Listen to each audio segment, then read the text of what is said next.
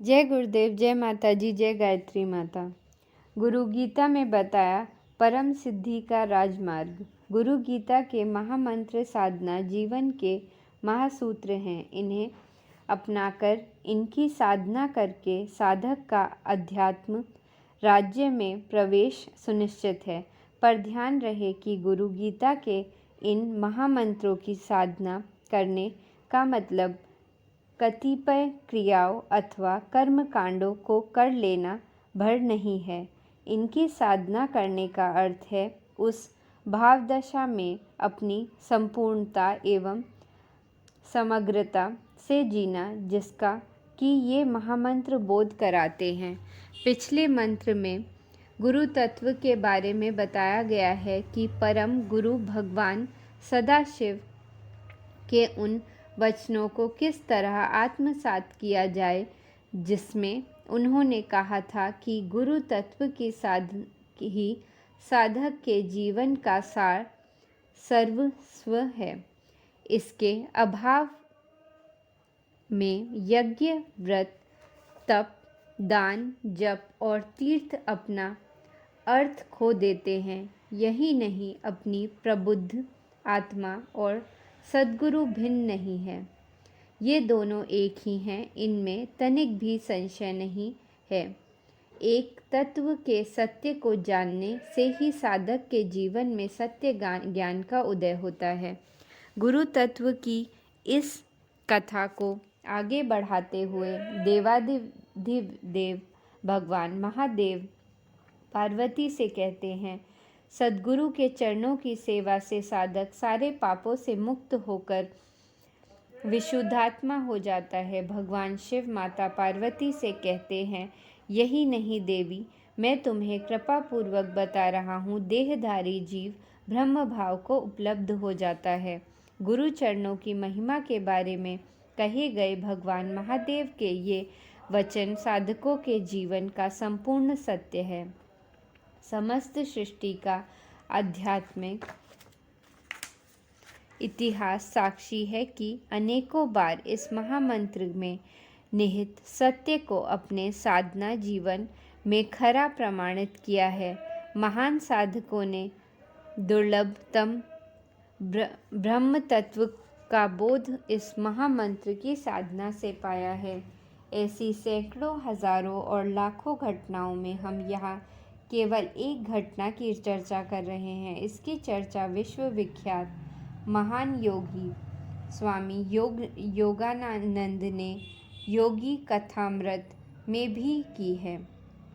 सद्गुरु के चरणों की महिमा का बोध कराने वाली यह अनुभूति कथा महान गुरु योगीराज धीराज श्री श्यामाचरण लाहिड़ी और उनके विभूतिवान शिष्य स्वामी प्रणवानंद के बारे में है। स्वामी प्रणवानंद ने स्वयं अपने मुख से अपनी इस विभूति का योगानंद को सुनाया। उन्होंने उनसे कहा, गुरु की कृपा इतनी अमूल्य होती है, वह सुनो। मैं उन दिनों नित्य रात्रि को 8 घंटे ध्यान किया करता था। उस समय मेरा समूचा दिन अपने रेलवे कार्य में बीत जाता था। वहाँ मुझे अपने क्लर्क होने का दायित्व निभाना पड़ता था। उन दिनों मेरे लिए यह ड्यूटी बड़ी थकाऊ और उबाऊ थी। फिर भी मैं बड़े ही मनोयोगपूर्वक हर रात को ध्यान करता था। प्रत्येक रात्रि को 8 घंटे की अविराम साधना मेरी जीवनचर्या का अनिवार्य और अविभाज्य अंग बन गई। इसके अद्भुत परिणाम भी मेरे जीवन में आए। विराट आध्यात्मिक अनुभूति से मेरी समूची अंतश्चेतना उद्भासित हो उठी, परंतु अभी भी उस अखंड सच्चिदानंद और मेरे बीच इन एक जीना पर्दा हमेशा बना रहता था। यहाँ तक कि अति मानवीय निष्ठा के साथ साधना करने के बावजूद भी मैं ब्रह्म तत्व में से एकाकार नहीं हो सका। इस बारे में किए गए मेरे सारे प्रयास पुरुषार्थ निष्फल गए। तभी मुझे ध्यान आया कि साधक के लिए सद्गुरु चरणों की कृपा ही परम पूर्णता का परिचय पर्याप्त बनती है। यही सोचकर एक दिन सायंकाल मैंने लाहिड़ी महाशय के चरणों का आश्रय ग्रहण किया। उनके आशीष की आकांक्षा के साथ मेरी प्रार्थना चलती रही। गुरुदेव मेरी ईश्वर में समा जाने की आकांक्षा इतनी तीव्र वेदना का रूप धारण कर चुकी है कि उस परम प्रभु का प्रत्यक्ष दर्शन किए बिना मैं अधिक दिनों तक जीवित नहीं रह सकता। लाहिड़ी महाशय हल्के से मुस्कुराए और बोले, भला इसमें मैं क्या कर सकता हूँ? तुम और गहराई से ध्यान करो। मैंने उनके चरण पकड़कर बड़े ही करुणा भाव से पुकार की कि हे मेरे प्रभु, मेरे स्वामी, मैं आपसे प्रार्थना करता हूँ, आप इस भौतिक कलेवर में मेरे सम्मुख विद्यमान हैं। अब मेरी प्रार्थना को स्वीकारें और मुझे आशीर्वाद दें कि मैं आपके अनंत रूप में दर्शन कर सकूं। प्रसन्न भाव से शिष्य वत्सल परम सद्गुरु लाहिड़ी महाशय ने अपना हाथ आशीर्वाद मुद्रा में उठाते हुए कहा, जाओ वत्स, अब तुम जाओ और ध्यान करो। मैंने तुम्हारी प्रार्थना परमपिता परमेश्वर पर ब्रह्मा तक पहुंचा दी है। अब आनंद और उल्लास से भरकर मैं घर लौटा। नित्य की ही भांति उस रात्रि भी मैं ध्यान के लिए बैठा। बस फर्क थोड़ा था। आज सद्गुरु के चरण मेरी ध्यानस्थ चेतना का केंद्र थे। वे चरण कब अनंत विराट पर ब्रह्मा बन गए पता ही नहीं चला। बस उसी रात मैंने जीवन की चिर प्रतीक्षित परम सिद्धि प्राप्त कर ली। उस दिन से माया का कोई भी पर्दा उस परमानंद जगत की छवि को मेरे नेत्रों से ओझल नहीं कर सका है।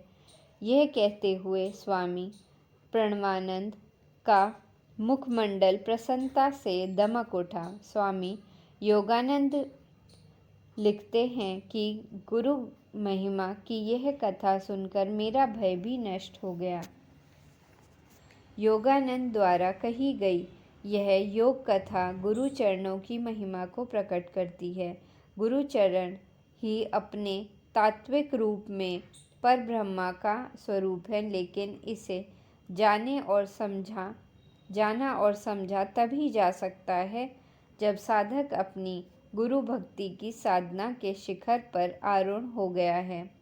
एक संत कवि ने इस तथ्य को एक पंक्ति में कहने की कोशिश की है।